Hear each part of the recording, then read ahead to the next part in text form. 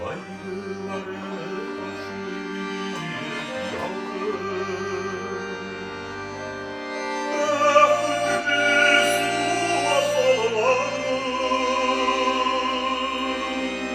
Her gün bir sızıyor ayıla, yarından bir yarına, yine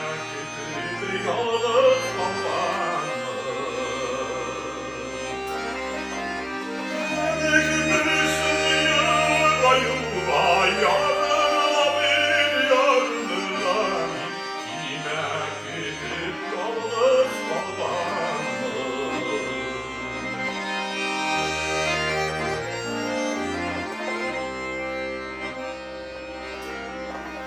Saklıden su gibi ılıma yağır. Dünyanın ilk yarından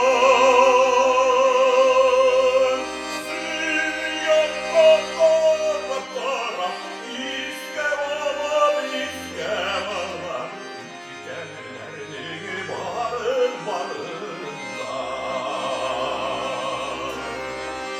Senin yapraklara iskevalar, iskevalar dikenlerini barın